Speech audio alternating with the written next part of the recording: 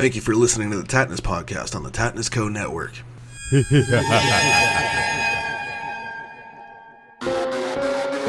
Welcome, ladies and gentlemen. A Mercedes kind of sentiment, luxury and trust in me to honor the free we all should be in. Sees my sundial burst into yin and yang, rain left me and you. What's up, you freaky Halloween-loving mofos? It's time. It is time. I told you, all of October, dude, it is going to be Halloween season. And therefore, the shows are going to be Halloween themed. And I got a great guest for you today, man. My guest is a Swedish actress, horror actress, and theater actress. We talk about quite a bit in terms of horror and paranormal experiences. My guest is none other than Åsa Älmeby Thorne, and it's a Swedish name. Hopefully I didn't butcher the pronunciation. That might be the scariest thing about this show. But she was wonderful, dude. You're gonna love her. She was actually really interesting, and I learned some stuff from her about Sweden and the fact that they didn't have Halloween for the longest time. They had their own tradition, and it was really cool. You'll have to listen to it. And she talks about her favorite horror movies and her paranormal experiences that she can't explain that she's been through. So check it out, bro. All right. So how are you? I'm fine, thank you. Yeah, great. Just been to a rehearsal today, and I'm going on a tour with a theatrical tour with a musical theater. Well, in October. We're starting in October, so that's what I've been doing today. Oh, that's great. Yeah. I mean, for me, you might be able to tell by the background, I decided like all of October is going to be like Halloween theme, season themed, and horror and things of that nature. And because I know so many people love October and Halloween season, so a lot of people feel like all of October is Halloween season, not just one day. So, Yeah. I've lined up a bunch of horror movie guests and things like that. It'll be a lot of fun, I think. Yeah, great. So you've done a lot of acting and things of that nature. What made you get into that? Well, it started quite young. When I was around 6-7 years old, and I've so it's always been theater and film for me. I started off by doing mostly theater in school, and then more and more film, and so now I'm doing anything, just on stage or on film or whatever it is. Improv is quite fun as well. No doubt. I mean, I find everybody has like their reason for getting into acting and things like that. And I think it's awesome talking to people that, like myself, get to do what they love for a living. It's not as common, No, it's not. No. It's really tough for people to do what they love. So, I consider myself extremely, lucky to do what I do. And, it's always interesting talking to people that get to do that too, because they always have a different story as to how they started or why they started, what made them get into it. And everyone knows, like, I'm a huge art guy, so I see art in everything. So, I mean, acting, of course, is an art form in and of itself. So it's cool to see people have their reasons for getting into it, because maybe it's the art form that they love, you know what I mean? And I think that's cool. Yeah, it is. It is. I love it. It's it's my hobby as well. So no, I don't know what else to do. That makes me happy like this. It's but in Corona times, it hasn't been easy. I mean, a lot of jobs been just postponed, and so I'm really happy to be on stage and been working. So yeah, I mean, I could be way off, but I would think with the pandemic and everything, how it's affecting everybody, voice acting would probably become more prominent right now because you could do it from like a remote location, send the file and things like that. I would imagine, that's probably picked up a little bit. I could be wrong, but it would make sense to me because you could do it from home. You have a setup and things like that, like we're doing right now. Yeah. And it's easily recorded and you can just send it out. So I would imagine to some level that's probably where the work is at right now. Yeah. Lots of friends are working from home. I haven't got the right gear to work as a voice actor at home yet, but maybe I should do that, get that gear and just get started. I like to be on stage. I like to be in front of film. I don't like to work alone that much, so that's why I rather, get out and be with people instead. Oh, no doubt. Yeah. I mean, I've talked to a lot of musicians as well. Yeah. That are kind of really going through withdrawals because they want to be out on the road and doing their thing. And, some of them have said the only thing that comforts them is that it's not just them. It's like literally nothing is going on. So it's not like only they can't make it, but everyone else is still out there doing what they love. It's like, there's nothing they're missing out on. So, No. I don't know how it is in Canada at the moment, but Sweden has been quite open all the time. We can't do concerts, or we can't do big theater stage performances. But now from the 8th of October, we can have 500 in the audience. Okay, yeah. So it's starting to be getting easier in Sweden, and that's a relief, actually, because, Sure. Canada, it depends on the area. Yeah. I moved here to Nova Scotia 3 years ago, almost 4 years ago now. And I moved from Toronto, and that area is like, they're getting 700 daily new cases. It's brutal. Wow. Because they're not listening to rules and things of that nature. And over where I'm at, it's like there's no new cases. And they keep it pretty well. Like, things are open. We can go do things, but of course they require masks in order to go in. And they keep the borders pretty well closed unless it's within the eastern, like, Atlantic area. So we could go to like the eastern provinces back and forth, no problem, but we stay like in that bubble. Okay. Yeah. So you stay within the east, you don't go west or south, or anything like that, and you're fine. So it's worked for us over on this side. Yeah. Where I come from, it's a mess. Yeah. Okay. Yeah, because you don't have to have masks in Sweden. Not yet. On some places you do, but not outside. If you're walking into a store or anything, you can be without the mask. Okay, yeah, see. Yeah. Here it's just if you're going in a store or any building, like public building, you have, like, outside you're fine. But if you go into a store, then they require it. So. Okay. Yeah. So no, that's boring. Right.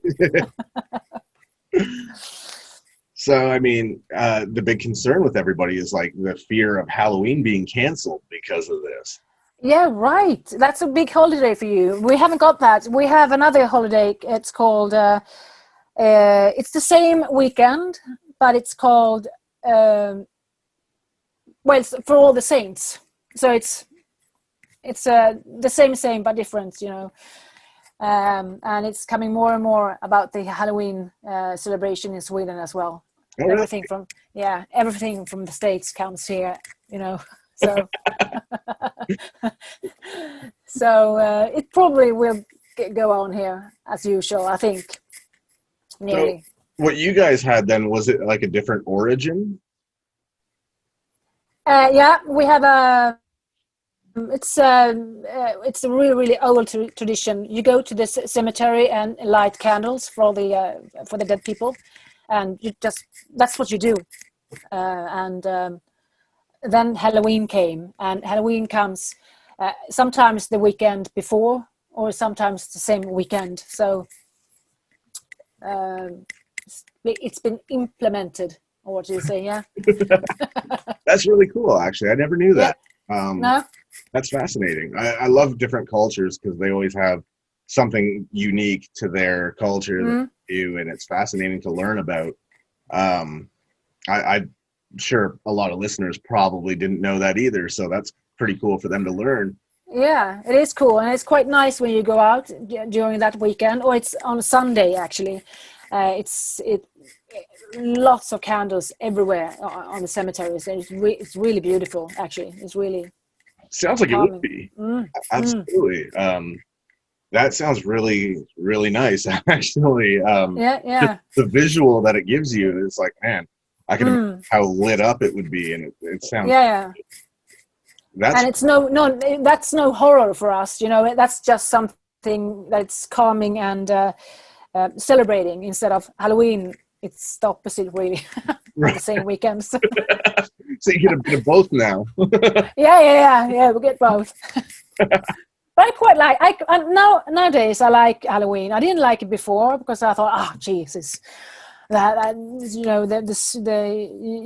US traditions comes to Sweden after a few years, and I think there are so many American traditions coming, over Atlantic here, and I think sometimes they could keep it there.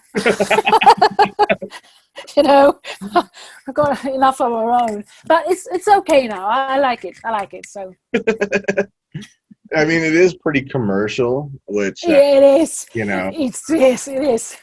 And I mean, as long as it doesn't start pushing your traditions to the wayside, that could be a concern, I would think. Yeah.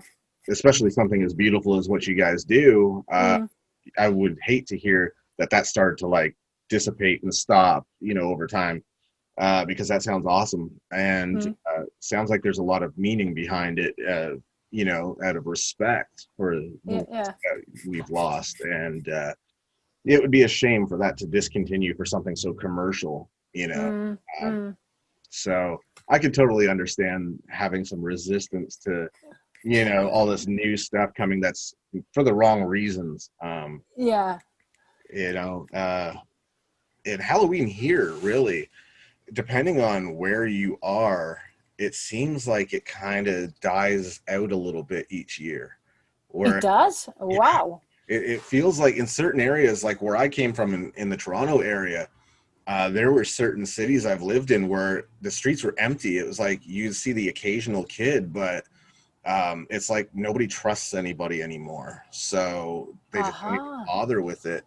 And it was kind of like sad to see, because you remember as a kid how much you enjoyed it, and then as an adult you actually look forward to seeing the kids with their costumes and stuff like that, and and seeing them have fun, and then to see that kind of die out, it's like, wow, it's more sad because we know it's because of a lack of trust for other human beings. Like, you don't know what they're gonna do to the thing that they've given your kid. You don't that's horrible, right? It's really sad. And then all the kidnappings that happen, things like that, people just don't want to risk it anymore. No. So it's really sad that that's the reason why it seemed to. But then in other cities, it's still a big deal. So it's interesting. I like the costume. I like to dress up in costumes, and that's the fun part. Right, and I guess coming from a theater background too, that would come with the territory. So you could yes, you could go get on board with that for sure. But I can dress up anytime. It doesn't have to be Halloween, Right. So that's the fun part. So what kind of things do you normally act in? Oh, anything about costumes. So I was just going to say that in this play we're doing now, it's I'm going to be a mother, a clown, a bank woman, and a store manager. That's that. So I'm gonna have lots of costume, and I love that. It's really fun. So That sounds like fun. mm, And I'm sure there's a lot of listeners now that are like triggered by that because there's a lot of people terrified of clowns. yeah, I know. I said that to my director. I said, "Are you sure I'm gonna have the red hair?" I mean, and we all thought about It, the film It, and I think he's got red hair as well. I think. Yep. Yep. Yes, but I'm going to have red hair, so I'm going to look look like, a lot like an ordinary clown. So I hope I don't, scare anyone. Right. I was never somebody that had a clown phobia because I remember being just a little guy. I was probably about 5, and I was with my grandparents, and we went to this mall. And I saw this guy that was probably about 40, 45 in a clown costume. He was a mall clown. Yeah. And I saw he was off duty, I guess. And I saw him walking through a corridor with this look on his face, like he was really reevaluating his life choices that brought him here. He's doing this for a living. And I was like, I feel sorry for him. I don't, there's no fear there. It's like that poor guy looks defeated. Just like, what am I doing with my life? So I've never since then had any fear of clowns, but a cousin of mine who's 3 years older than me, petrified of clowns. Yeah, I don't like clowns either, and I don't like dolls. I hate dolls. I had dolls when I was little, and I had to hide them because I couldn't look at them. Right. I'm really terrified. Still, I don't like them at all. My other cousin, who is the sister of the one I just mentioned, I went to her apartment one time, and she had kitchen cupboards that had a space from the top of them to the ceiling. Yeah. And she had all of it lined with these creepy old like dolls that have like porcelain faces. Oh yeah.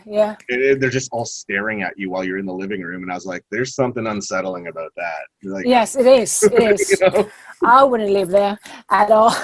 And she was born in October, so I guess it makes sense. But I was like, that weirds me out, man. Yeah. No dolls at all.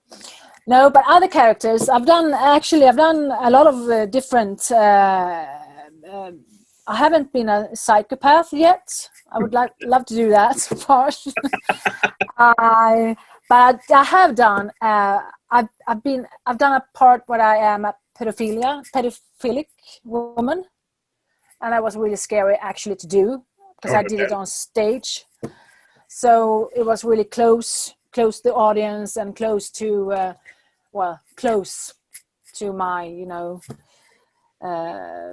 what do you say? I felt quite naked when I did it, so it was quite scary actually. No doubt. Yeah. Otherwise, anything I have done. Now it's just blank.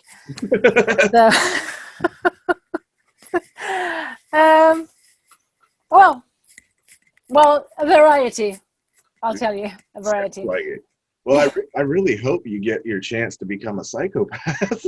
Yes. Thank you. Appreciate that. As weird as that sounds. Yeah.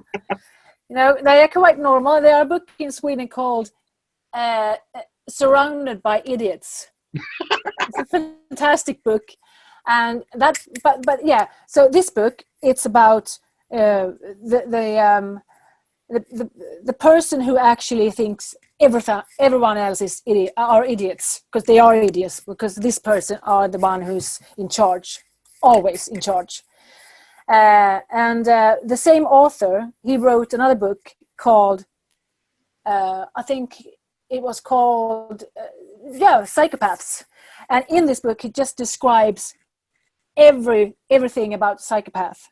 And it's quite scary actually how they are, and very interesting. Oh, absolutely. Yeah.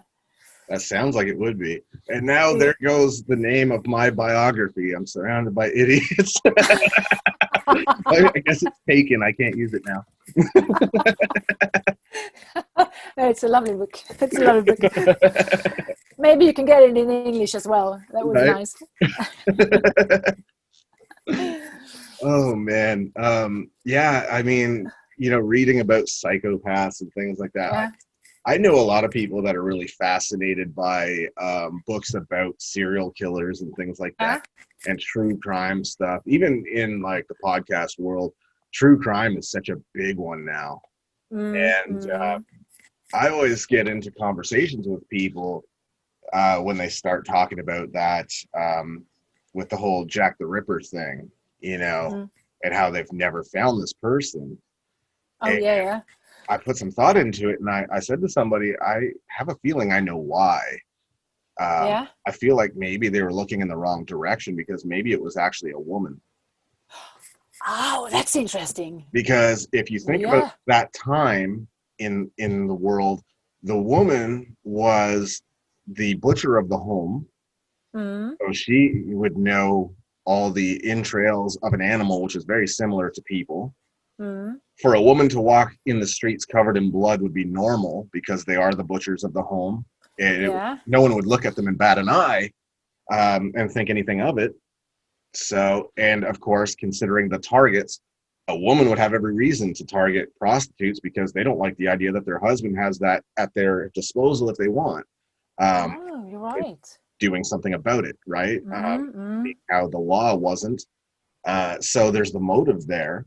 And to be able to walk through the streets covered in blood undetected, because you're the butcher of the home, you probably just, butchered an animal and made a meal. Nobody thinks anything of it. The law wouldn't even, flinch at that. And of course, like I said, you'd have the biology education from doing the butchering. You would know all the internal organs of an animal. And if you look at the way that the murders were committed, it's very similar. That's very interesting. Yeah, so, I always thought maybe that's why they never caught the person, because they were looking completely in the wrong direction, looking for a male, because it's still unsolved today. So. Yeah, have you wrote the script yet? No. You haven't? Do you write? I not really. Like, I mean, books maybe, but Oh, you do? Yeah. So that would be a cool idea. Yeah. Turn that into something, because I really think that that's a possibility. Absolutely. I could way off, but it would make sense, because they've spent so long trying to figure out who it was, and to this day nobody knows, and that could be why. It makes sense to me. So I just thought it's an interesting concept, Very interesting. They should really do something about that. And they should really, hire a psychopath in the part of no. No, but that sounds really, really intriguing. Hey, maybe that's your opportunity to play a psychopath. Get this written and you can play the killer. Yes. Here I am. It was always a conversation that fascinated me, because of the fact that we have no real idea who it was. And you get into those possibilities and you start to see how it all makes sense. And it's like, makes you think, It's really interesting. The Vikings in the northern countries, they are actually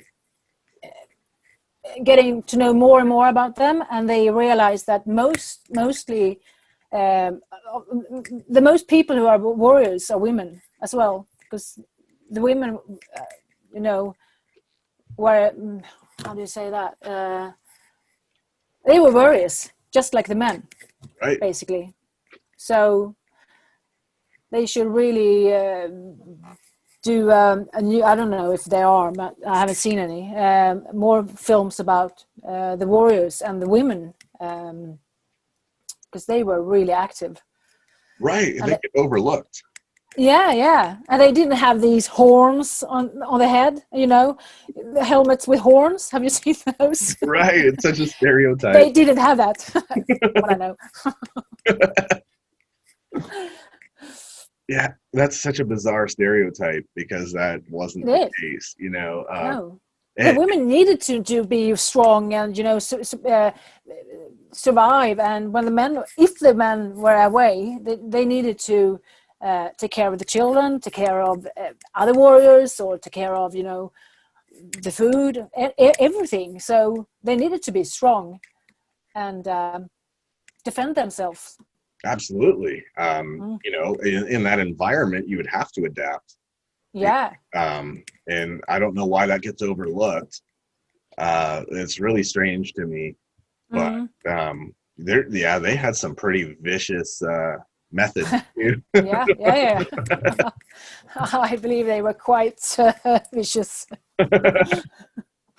That's insane. Yeah, I've heard so many things, and I was like, man, if you look up the history, it's like, whew, that was not a time you want to be around. No.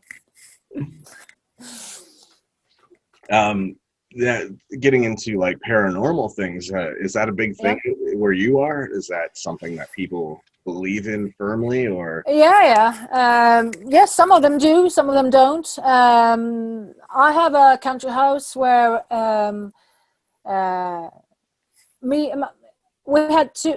My sister had a country house just beside my country house, and in that country house we could hear strange sounds and walking in the stairs, and, you know, a lot of things. And so I believe it. I believe there are supernatural things, and I've been to other places, and the things you hear are, you can only hear them if you're not prepared. That's what I believe. Because if you do come to a place prepared and you want to hear, or, you know, be around it, it won't happen. Right. That's my experience. So when I have come to places, there's another place in Sweden called Julita, and it's like a manor, a big manor. Okay. And manor, yeah. Yep. And I've heard a story about the children of this manor. The children who comes every year to get presents, Christmas presents, and they, you know, they laugh, and they have, you know, you can hear these voices, and you can hear other things that happened on this place. And so one day, me and my former husband, we went there. This was, you know, 20 years ago. We went there during the Easter, and we had place for alone. You know, no one else was there, and we stayed 2 nights, and we went out on the by the water and sat there. It was a really nice day, and it was some ice on the water. Still was Easter, and when we sat there, we lay down. All of a sudden, we hear all these children playing, and we stood up and we said, "Where the fuck did that come from?" Yeah, well, that I heard it from that over there. I said, and he said, "No. I heard it from over there." And I said, "What? Who let their children out and play, you know, by the water when it's ice? Stupid people!" And we couldn't see them anyway. So we walked in, and a lot of other things happened, but this was the main thing. And it took me, you know, another 2 weeks, and my then sister's fiance said to me, "Oh, you know, those are the children on Julita. You can hear them sometimes." And I said, "Yeah, right, yeah." And then it took, you know, another 2 weeks before I got it, and I said, "Oh shit! I heard the children at Julita. I heard them, but I couldn't see them." And because it's so real when you hear them, you know, it's so like someone's walking upstairs, and when you walk upstairs, there's no one there. It's so vivid, and it's and then when it's, you know, you start shaking. Oh shoot! I heard the children. So no, I like it. I love it. That's cool. Yeah. Yeah, that's really interesting. Mm. Yeah, I mean, it's pretty divided with people. Some completely, dismiss it. Other people believe in it wholeheartedly. Yeah. And yeah, it's interesting. I love stories like that because there's so many people that have had really bizarre experiences that they just Mm. can't explain. Yeah. And I've had one myself that was very strange. Yeah. And it stuck with me for years. So I eventually looked it up. And Oh, wow. it turned out it was this big thing that a lot of people have seen. I went to a friend's place years ago. It was 2003. And I stayed over at his place because the next day he had in his apartment building, he had this elderly tenant that was moving out and she had nobody to help her. So Okay. I volunteered to move her stuff for her. And so I ended up staying up all night. And, I'm one of those, when I know I have somewhere to be in the morning, I have so much trouble sleeping because I don't want to miss it, right? So I just stayed up all night. I went and did that. And then we were driving back to my place, which was about an hour and 20 minutes away. We were going to go hang out there. Mm. So as we were driving, I guess, because it was like winter, the heat on in the car and everything, I dozed off and I didn't realize it. And we're driving, and at one point, all I hear is him like, dude. And I woke up because I thought he was about to like crash or something. You know what I mean? And I woke up, and the first thing I see was it looked like a person running across the busy street, and we're about to hit them. But it wasn't a Wow. person. It was the shadow of a person. Oh, yeah. But like the headlights went through their legs. The car went right through it. And I looked out my passenger side, and it kept running. And then it hit the sidewalk and disappeared. But just up ahead, there was someone walking their dog that stopped and turned around and looked behind them as if they had someone running up behind them. And they were looking for a minute, Yeah. didn't see anybody, so they just continued walking. And he's like, did you just see that? And I said, you mean that tall, dark, rather see-through gentleman that your car just went through? Yeah, how could you not? Wow. And, I talked about it with people, and I said, the only thing he said that woke me up was like, dude, and I saw the same thing. If he had said, there's like something, and put the idea as I'm waking up into my head, then of course I'm going to see what he's suggesting, right? Yeah. But there was nothing like that. It was just him trying to get my attention, and we saw the exact same thing. Yeah. So after about 3 years of constantly thinking about it, I finally decided to Google it. And it turns out all these people are seeing what they call shadow people. Yeah. And, Yeah, I've read about that, yeah. Right. And it's like the stories are always so similar. There's stories where people say that it seems like they're afraid of human contact. So like when they're spotted, they run, they disappear. They don't like to be seen. A lot of people say that they seem harmless, more afraid of people than people are of them. Yeah. You'll get the odd story where somebody says that they were like malicious or something or aggressive, but that's very rare. And not to discount their story, maybe that was their experience, but then you could say that it's the same as people. Some are really good people, some are like really aggressive, violent people. It would make sense. And then looking into it, there's so many theories as to what they are, where they come from. Some people even have gone on to say that there's like other dimensions and that we're just overlapping the same place, same time, but different like parallel dimensions. And it's crazy. I don't know. Interesting. Yeah, I don't know what to make of it, but it's really fascinating to read about it after seeing it. Yeah. Because shadows don't stand upright. You know what I mean? I don't care how the light hits it. If there's not a wall there, you're right there. Yes. You know what I mean? Yeah. And this is in the middle of a busy road, so. But it must have felt nice when, good. I mean, because both you and your friend and the dog walker saw the same thing. Right. And you all believed it. I mean, you saw it. Right. Yeah. And so, I'm a smart ass.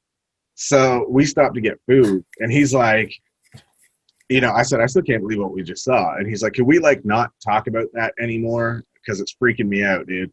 And he's like, aren't you freaked out by that. I said, the only thing that freaks me out is you thought you saw a person in the middle of the road and you didn't even tap your brakes. That freaks me out.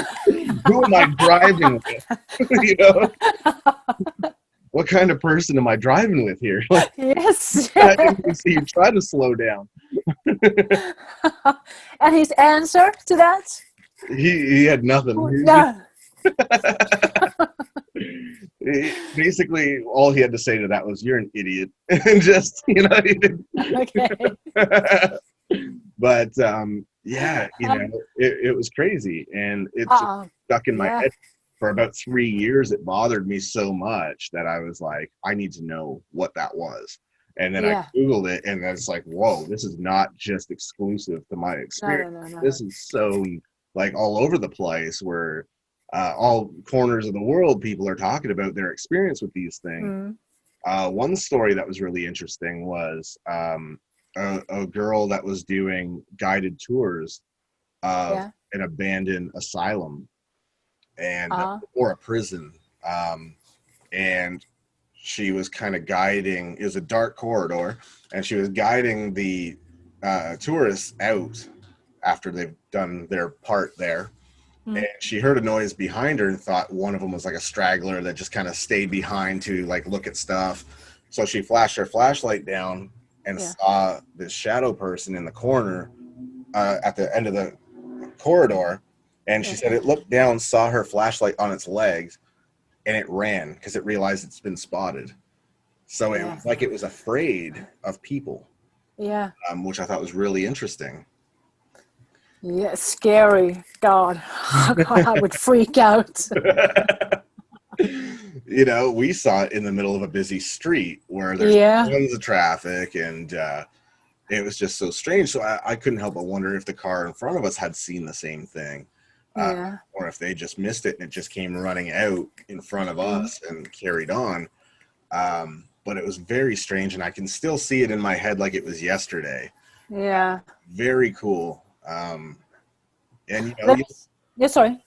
You'll tell certain people and they'll try to dismiss it, right? But no, I believe it. The thing is, when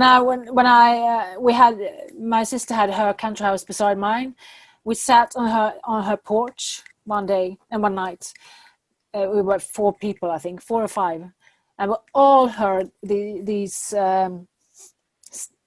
footsteps just beside us, from the kitchen, beside us, and up the stairs. And all of us said, wow, did you hear that? Even my sister said that. Yeah, we heard that. And she went up and saw the children, and they were still sleeping. And she went down, and we said, wow, then you know, the steps, they were real. And she said, no. The stairs, you know, they're just... They can sound sometimes when you walked on them, and you can no, there's nothing there. And she denies it. You know, she's listening to it, but she denies it immediately, even though all of us heard it. And lots of people are like that. They you know, they can't, you know, comprehend sometimes, or they don't want to. So even if it's just there, they won't believe it. So, I mean, you have to tell certain people certain things. You can't tell everyone. Right. Because, well, you want them to believe you, and sometimes they don't. Right. I feel like some people, if they can't rationalize it, then they dismiss it. You know? Yeah, they do. If they can't make sense of it, then they tell you it doesn't exist because they're so like rational minded that if they can't explain something away, then they just pretend it never happened. And I don't know why. I guess some people just really don't like things that they can't explain. No, I can understand that. Yeah. But I mean, it's quite nice when you see or hear something together with someone else. So you know that, well, they heard it or they saw it. Right. That's always good. I I have a corner in my home and by the television, and that corner could be quite. Things can start by themselves sometimes, so I'm quite used to it.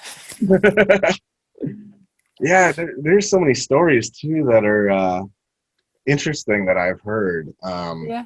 One of my aunts talked about having been sitting in her computer room, and she saw one of her cats, or what she thought was one of her cats, run down the hall and into a broom closet, Yeah. and or a linen closet or something like that. And so she went to see what they're getting into, and when she looked in there, there was no cat to be found. Her cats were sleeping. Wow. So, and she saw it clear as day. Mm. And she said in that same house, they would hear a man like walking up the stairs whistling. And sometimes they could swear they could like smell somebody or something. And they would just hear him whistling going up the stairs, and then there's nobody up there. No. And the same thing, they got used to, they got used to it, and they're like, Yeah. isn't bothering nobody. So No, exactly. I mean, know. there are nice spirits or bad spirits, and I've only encountered quite nice spirits. I think. I hope. that you know of, yeah. Yeah. Hopefully, it stays that way. Yes. Because we went to the most haunted house in Sweden. It's called Borgvattnet, and it's up north in Sweden. A friend of mine, she gave me a present, so she drove me there, and we were going to stay in this. It's a priest. A priest has lived there before, so we stayed there over one night, and it's the most haunted house in Sweden. I didn't feel anything. I didn't see anything. I just, okay, thanks.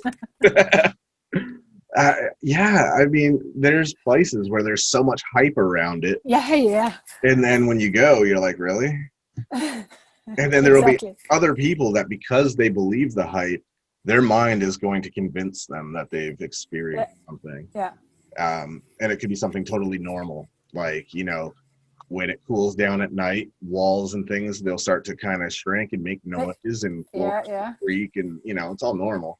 Mm-hmm. But when there's all this backstory to it, now you think it's something else, and your mind convinces you saw something, and and then other people are rational, where they go into it and they're like, they want something to happen, but they're not going to fabricate it either.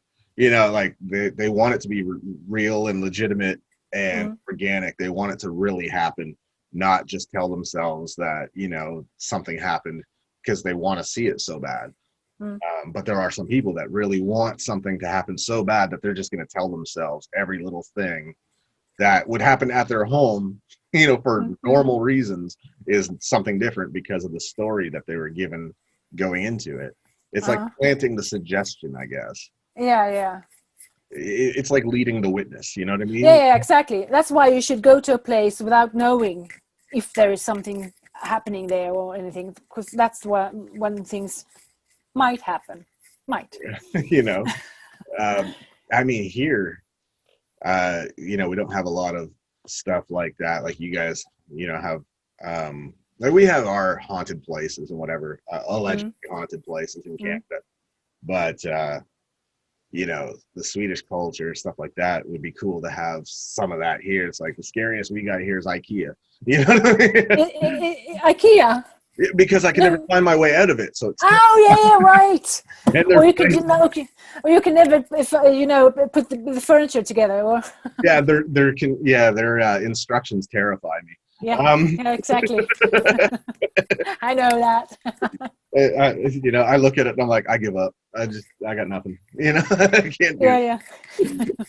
Have you been to Sweden? I have not, but I'd love to go. Yeah, that would be great. And I would love to check out some of the places that they say has something going on there. I think it'd be cool. Yeah. Do you like to investigate? Go to places and investigate and have that. Is that something you usually Yeah, I mean, normally do? I like going to places like that just to see what happens. I'm not one of those people that has all the equipment and does all like the hardcore No. investigations, but I mean, to go to places like that you hear things about, I love that. Mm. Out here we have Niagara Falls. Oh yeah. There's an area, Niagara on the Lake, where they said it is really, really active. And I've gone there for dinner a couple times, and they got the really nice stone roads and horse and carriages going by. And some of the buildings are creepy to look at. And you're like, I would believe there's something attached to that, especially at night when it's all dark. And there is really old buildings. And just old stone buildings and things like that. I would believe that somebody saw something once or twice. Yes, definitely. And then I think, there are different times. If you go into a house, there are different times where you can feel different times depending on who you are. Do you understand what I'm saying? Absolutely. Yeah. So if I go to my country house again, if I go to my country house, I feel it's from the 1850, I think. So when I come there, I have this really nice, calm feeling, and like everything's been really nice in this house. And then I can have a friend coming there, and she says, no, I don't like this room. It gives me a bad feeling. And she says, but maybe I feel another time, maybe I feel 1910 in this room, and that wasn't good. Right. So that's, could happen. Like a past life kind of thing. Yeah. And you feel different times. And if I go to a house, if you're going to buy an apartment or a house or whatever you're going to, you can get a feeling about, this is a wonderful house, but no, I won't live here. Right. I don't get the nice vibes. And next person comes and says, oh no, this is wonderful. Whoa. So, different times back. Yeah. And residual energy, I think, is, where somebody can kind of feel something bad happen there. And I find that fascinating too, as to why that is, that someone might pick up on it, whereas someone else doesn't. And again, maybe they feel like they've lived in another time in that place. Maybe it happened to them in another life. Who knows? I think that concept is pretty fascinating. I've heard a lot of crazy stories about stuff like that. One story that I heard about that was really, really interesting. A little girl was drawn to this house, and she wanted to go, and it was like a tourist thing. Yeah. And she went with her family. They couldn't understand why she was so drawn to going to that house, because they knew it was not a good place, with the history of the Germans and what have you. And she wanted to go so bad. And as the tour guide was taking them up to the bedroom where there was a lot of history there, she froze at the top of the stairs and started to have a panic attack and said, they're coming to get me. And the tour guide, because the parents were freaking out, like, what is going on? What is she talking about? Like, trying to console her. And the tour guide said, that's really strange, because this staircase, many tourists have claimed to see the ghost of a German soldier coming up the stairs like they did to come and grab the family that was hiding out in that room. Yeah. And they thought maybe she, in a past life, was the girl that they grabbed and took to the camps. So she was terrified that she was reliving it again. And they thought, well, how weird is that? Maybe she has a connection to a past life and was one of the people that the Nazis were coming for and grabbed and took away, because she just had this crazy fear. It was just crippling fear. And was like talking as if she was in that time, and they couldn't understand that. So very fascinating. Yes, yeah. I think that kind of opens the door for that conversation of possibility, you know. Yeah, definitely. It's always scary when it's a child involved. I think Yeah, it's even more creepy. right. There's something creepy Yeah. about children. I don't know. Yes, it is. And I mean that in the nicest way possible, but there's just something really creepy about children that I think that's why they get used for so much. Yeah. There's also stories I've touched on last year for Halloween about what's called the black-eyed kids. Huh? I don't know if you've ever heard of this, but No. there's been stories of people that, you know, say that they were approached by usually a group of like 3 kids. Yeah. They would ask for simple things like either they come to your door and ask to come in to use your phone because they're lost, or Uh-huh. they would ask to get in your car because, you know, whatever reason they need help. Yeah. And for some reason, people would get this really uneasy feeling, even though they want to help kids. Yeah. And then they look at them and realize their eyes are pitch black. There's no whites to them. No. And when they decline offering help, you know, they get a little more pushy because the belief is they obviously cannot do anything unless they're invited in. Exactly. And they're trying to convince you, and they start to get agitated and aggressive if you say no. But nobody, they say, has lived to tell what happens if you do help, you know, because it's never happened, right? Exactly. And if it has happened, where are those people now? So it's very, very creepy. Yeah. So then, of course, there's a theory on that it's maybe demonic in nature. And they're guised as children because everybody has a soft spot for children. Everybody wants to help, you know, an innocent child that's helpless, you know. Yeah. So it's to fool you into vulnerability. Yeah. Yeah. And inviting it in. So it's very creepy. Very bizarre. Yeah.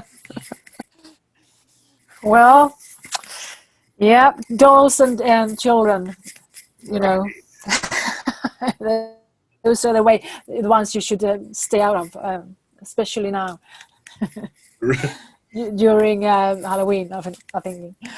And I don't think it's any coincidence that children love dolls. So No, and children loves Halloween either. Right. So no, clowns.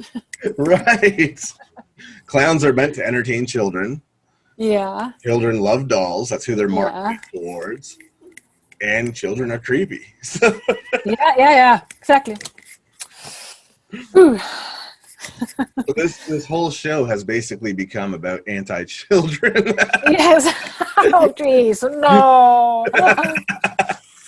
Let's talk about something nicer then. Well, we could talk about the film Eileen was involved in. You know, the film I was doing this summer. Absolutely. Yeah, and it's called The Beast Beneath Lake Bullaren, and it's about inches. Oh, how many? It's about I think 4 meter long beast that is supposed to be in Lake Bullaren. Lake Bullaren is a Swedish lake which is quite deep. It's 40 meters deep. Wow. And Eileen Shapiro, her book is in this film in one scene. So I'm reading her book, and I'm the one who's I'm not really have any encounter with the beast that I know of, but I'm my co-workers, my co-actors are. So it's not finished yet, but it's we have to do a few scenes in April, and but mostly it's done. So it was a really nice shooting. Yeah, I've actually been keeping up with that. Yeah. I have the two people that are making the movie on my show coming up in this month. So yeah, so that'll be cool to find out more about that. I found out that they had to stop filming due to weather and things like that. Yeah. So, you know, a little disheartening because they're kind of disappointed, but weather does that, unfortunately. Yep. It does, especially when you're outside all the time. You know. I can't wait to see it though. It sounds really cool. You know, it's the more I hear about it, the more I'm interested in seeing the finished product. Yeah, that's nice. How much fun was that doing that? Like, It was really fun. We worked hard for 3.5 weeks or 4 weeks, and you know, every day. So it was really fun, really close. We're around 5-6 people at the time. Every time we worked, so very close and tight team. And due to the corona as well, you know, we couldn't be that many. So exactly. and the nature out there, it's on the west coast in Sweden. It's beautiful. It's really beautiful. It's just nice old roads and, you know, hills and water, and, you know, everything is beautiful. Yeah, they sent me some pictures from the water and everything, and it was just gorgeous. And I love it. You know, out where I'm at right now, we're surrounded by water, you know, so it's beautiful. Yes. So seeing those pictures is like, man, that is gorgeous, you know. And great setting for a movie like that. That's really No, it's nice. It's outside and it's natural settings. No inside studio, or it's just outside. So that's really nice. Absolutely. So, well, I've taken up a ton of your time. It's fine. It's been nice talking to you. Oh, absolutely. So one more question before we wrap this up then. And are you a horror movie fan necessarily? Horror movie? Yeah, I am. What would you say is your favorite? I like the Alien films. Oh, yeah? Yeah, and I like the Insidious films. Those are those are good, and I can watch them alone. That's fine. If nobody wants to watch them, I can watch them alone. It's okay. And I like I like psychological movies as well. You know, horror with. You don't necessarily have to see the horror, just feel it, and, you know, I love horror movies. I love that. I'm the same way. You know, the psychological stuff is really cool. Yeah. Especially when you don't really see it coming, and it kind of throws you off because you think you know what's going on, but then it's completely different. I love that. Yeah. You know, and Insidious. That whole, you know, franchise has been really cool. I saw the first one, I was in love with it, and then I followed it ever since, and I was like, this is creepy, man. It is. I've seen 3 now this week, so I'm going to see, I think there are 2 more. Wow. Yeah, I think we've done a lot. Yeah, so I'm watching those 2, so. That's awesome. Well, you've been awesome. I'm sure Thank you. Things to do, so I don't want to keep you, but it was a blast talking to you. That was a lot of fun. Thanks for talking to me. Nice talking to you. It was an absolute blast. I had so much fun, and you got some really cool stories that I'm glad I got to hear, because I love hearing people's experiences with paranormal stuff, because I'm pretty open-minded when it comes to that. Like, you know, I haven't experienced a lot myself, but I still believe people when they say they've gone through something, because I mean, I've got my weird experience that I know most people would be like, you're out of your mind, but it's like, okay, tell that to everybody else that saw it too, right? So exactly. No, keep an open mind. I think that's good. Right. So Yeah, it was really cool hearing those stories. I appreciate Yeah. that. And good luck becoming the psychopath you want to be. Yeah. Thank you. Thank you very much. I hope that pans out for you. Yeah. Yes. Thank you. And write that story. Yeah, Write that script. I will have to, man. And Yes, you have to. I'll send it to you, and I'll be like, "This is your part." Great. Counting on you. But thanks a lot. Yeah, Thanks a bunch. for your time. Yeah. Thank you. Bye. Have a good one. Bye.